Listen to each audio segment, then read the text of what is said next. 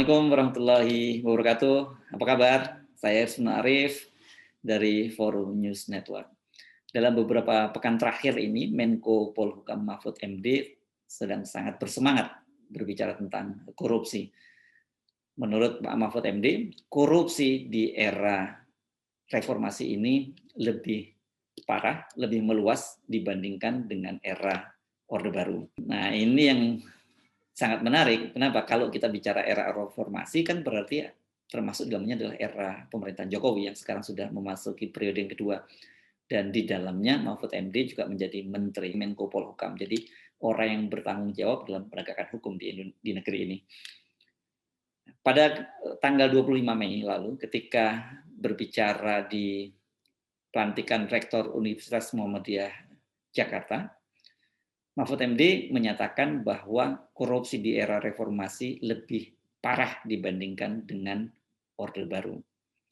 Nah, kemarin pada hari Sabtu tanggal 5 Juni 2021, artinya berselang 2 pekan, Mahfud menegaskan kembali soal ini.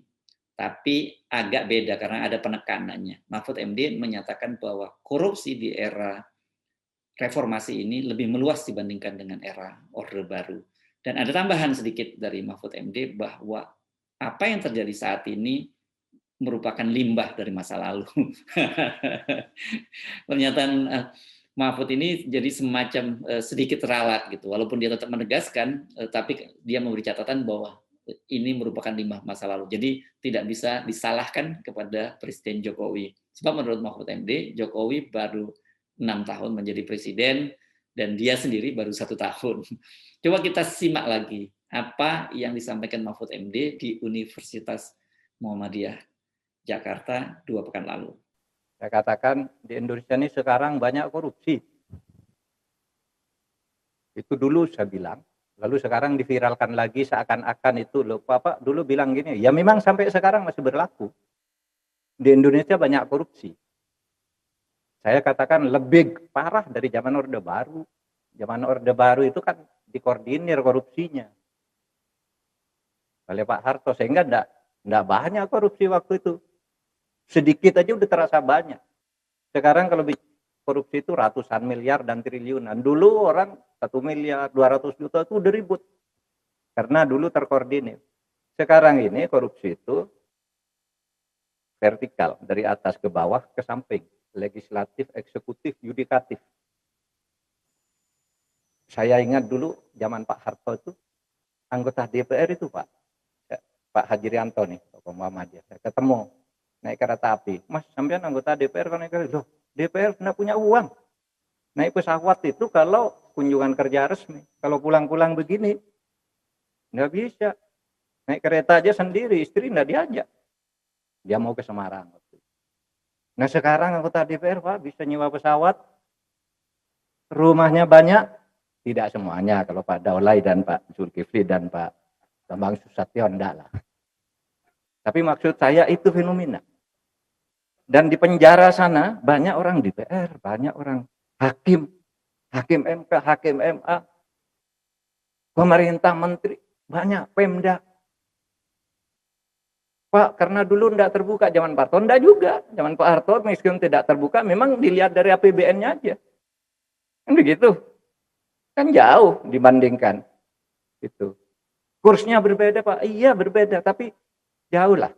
Nah sekarang kita coba bandingkan dengan pernyataan Mahfud MD pada hari Sabtu kemarin. Hari Sabtu tanggal 5 Juni 2021 di kampus Universitas Gadjah Mada, Yogyakarta. Beberapa waktu yang lalu ada viral sebuah pernyataan saya bahwa di era reformasi ini korupsi semakin meluas. Korupsi semakin meluas. Itu pernyataan saya pada tahun 2017. Jauh sebelum saya jadi menteri. Itu viral lagi. Orang yang iseng tanya, apakah Pak Mahfud sesudah menjadi pejabat mau meralat pernyataan ini? Apa Tidak malu ada di era seperti sekarang. Katanya korupsi sekarang makin luas, lebih meluas di zaman Orde Baru. Saudara, saya katakan saya tidak akan meralat, karena kenyataannya sekarang ini saja, sekarang nih, hari ini, korupsi itu jauh lebih gila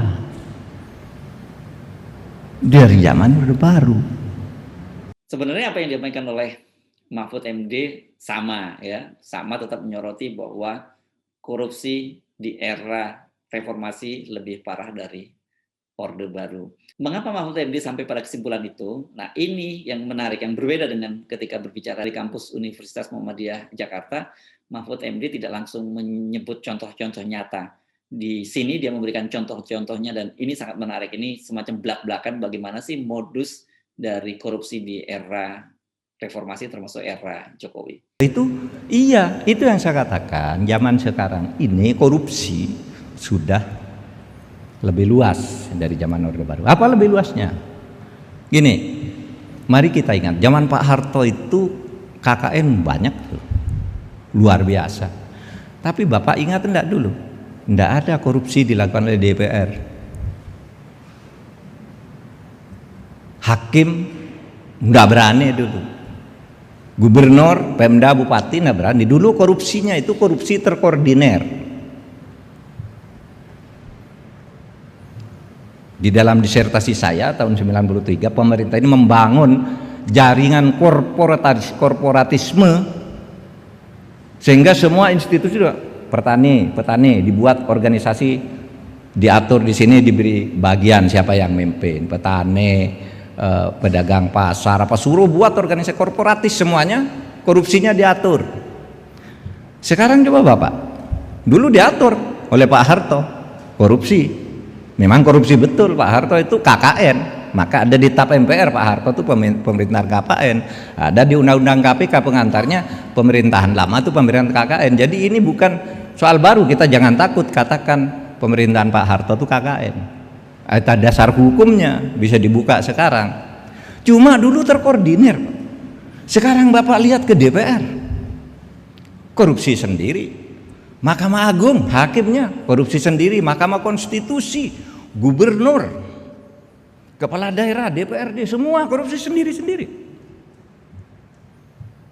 Karena apa? Atas nama demokrasi. Atas nama demokrasi. Dulu Pak Harto katanya tidak demokratis. Sekarang mari kita susun demokrasi.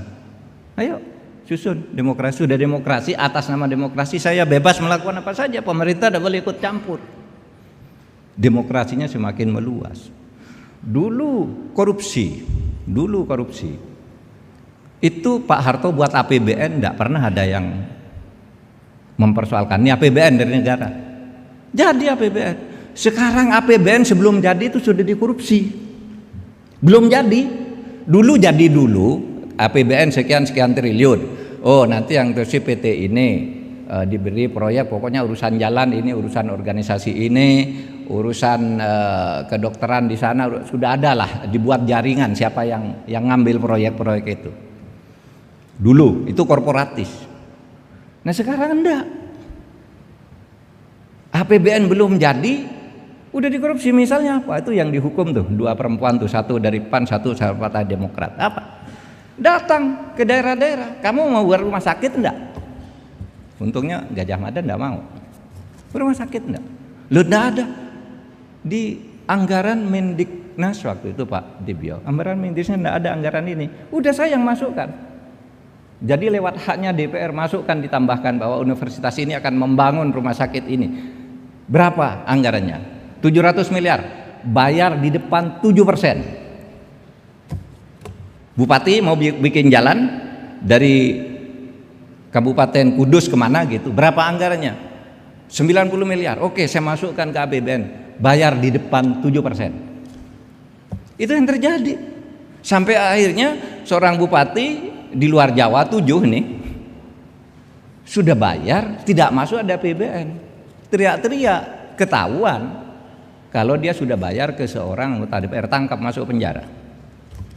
APBN belum jadi sudah dikorupsi. Jadi uangnya belum ada sudah begitukan. Itu yang saya katakan. Loh, korupsi sekarang ini makin gila. Nah, saudara sekalian, oleh sebab itu kalau kita mau kembali ke reformasi, sebenarnya untuk apa sih kita menjatuhkan Pak Harto itu dulu karena sana KKN. Nah, sekarang ini makin banyak dan makin tidak terkendali dan tidak bisa disalahkan. Wah, presiden tidak bisa. Loh, sekarang beda. Kalau Pak Harto dulu kan otoriter, sana korupsi, DPR tangkap, sudah takut. Menteri korupsi sudah menghadap Pak Harto, dianggap tidak ada korupsi, selesai. Sekarang tidak bisa begitu. Masyarakatnya teriak, DPR-nya tidak mau misalnya mengesahkan kalau tidak begini, Mahkamah Agung main ini semua. Ini yang terjadi sekarang. Apakah demokrasi kita ini sudah benar?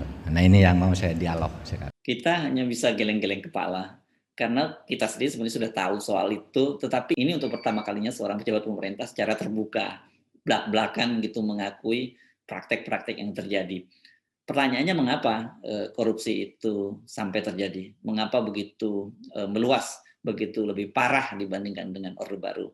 Nah, soalnya sekarang ini masuk ke samping ini. Faktanya ya, hukum itu lepas dari moral. Sekarang semua orang mencari pembenaran itu berdasar aturan hukum. Mau korupsi ada dalilnya kok sekarang. Kalau DPR mau mengatakan, saya tidak mau kalau tidak dikasih anggaran begini, DPRD, saya tidak mau setuju perda ini kalau saya tidak jatah begini. Itu ada dalilnya apa? Karena membuat perda itu harus dengan persetujuan DPRD. Ditangkaplah Gubernur Jambi itu karena membuat proyek, DPR-nya tidak setuju, kasih Alphard 11, kena. Perdanya jadi. Alasannya benar nih secara hukum wewenangnya DPR 1, 2 sampai pusat begitu main. Nggak ada moralitas di situ. Pokoknya kebenaran formalnya sudah dipenuhi. Sehingga saya katakan di pengadilan juga gitu. Kalau mau Anda memenangkan perkara ini pakai pasal ini, kalau menangkan ini pasal ini. Saya katakan hukum itu bisa dijual belikan. Beli ke jaksa bisa, maka banyak jaksa masuk perkara karena jual perkara. Polisi jenderalnya juga masuk penjara, hakimnya masuk juga karena jual beli hukum. Tinggal milih pasal mana yang bisa menguntungkan si A, tapi A ini bayar ke saya, itu banyak. Ini problem kita ya, problem kita. Saya ingin mengatakan betapa tidak mudah kita menghadapi soal ini. Hingga saya katakan hukum itu bisa mau beli ini dapat harganya sekian, mau pasal ini dapat paling sekian. Pak Panot bertengkar dengan Pak Paripurna misalnya, datang ke saya hakim, oh Pak Panot benar pakai undang-undang nomor sekian. Datang Pak Paripurna, oh Bapak benar tapi pakai undang-undang nomor sekian, tinggal siapa yang mau bayar lebih mahal, saya beri. Oh Pak Paripurna bayar 5 miliar, Pak Panot hanya diakan 2 miliar, saya kasih yang 5 miliar, selesai. Hakim tidak bisa diganggu gugat. Jadi masalahnya itu tadi, hukumnya ada, aturan bisa ada, tetapi mentalitas, moralitas dari para penegak hukum kita yang sangat parah. Itu menurut Mahfud MD mengapa kemudian korupsinya menjadi lebih parah. Dan satu hal lagi tadi Mahfud MD menyinggung soal demokrasi, tetapi dia tidak menjelaskan bagaimana hubungan antara demokrasi dengan korupsi. Tapi indikatornya tadi menyebutkan bahwa di era demokrasi ini korupsinya lebih parah. Padahal berbagai studi menunjukkan bahwa biasanya sebuah negara itu semakin demokratis, itu korupsinya semakin rendah dan kesejahteraan rakyat meningkat. Nah, yang terjadi di Indonesia saat ini, katanya kita di era demokrasi, tetapi korupsinya semakin meningkat dan juga kesejahteraan kita semakin rendah. Kalau kita membaca beberapa ulasan dari pengamat baik di dalam maupun luar negeri, dinyatakan bahwa ada kecenderungan pemerintahan kita saat ini menuju otoritarian. Itu bukan saya yang menyebut, ini para pengamat di dalam dan luar negeri. Anda bisa buka-buka kembali, banyak sekali pengamat yang sampai pada kesimpulan itu. Nah, kalau begitu kita kembali ke aksioma tadi, semakin rendah tingkat demokrasinya, semakin otoriter sebuah negara, itu semakin korupsi. Dan itu proven, dan itu terjadi di Indonesia. Saya jadi berpikir-pikir, apakah ini semacam cara Pak Mahfud MD melakukan otokritik? Dan sebagai seorang akademisi, Pak Mahfud MD memilih kampus untuk tempat paling yang nyaman untuk menyampaikan otokritiknya. Di luar masalah-masalah korupsi, yang sangat menarik sebenarnya Pak Mahfud MD itu bicara tentang KPK. Ini isu yang sekarang ini sedang sangat aktual, paling banyak dibicarakan oleh publik. Dan di situ juga Pak Mahfud MD menyinggung posisi Kepala BIN Budi Gunawan. Ini kemarin di konten saya kan sebelumnya saya juga mengutip pernyataan dari mantan penasihat KPK Abdullah Yahya Mahua menyatakan bahwa ada dendam 7 turunan dari Kepala BIN Budi Gunawan terhadap KPK.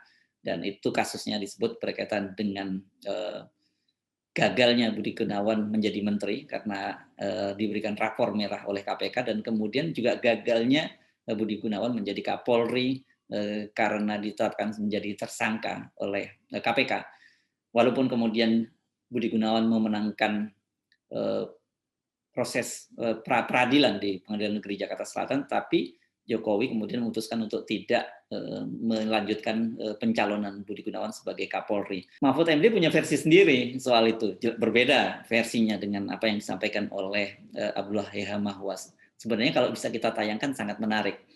Sayangnya Pak Mahfud MD di situ minta agar itu meskipun sudah menjadi pengetahuan umum tidak usah diberitakan oleh media, karena itu bisa menimbulkan kontroversi.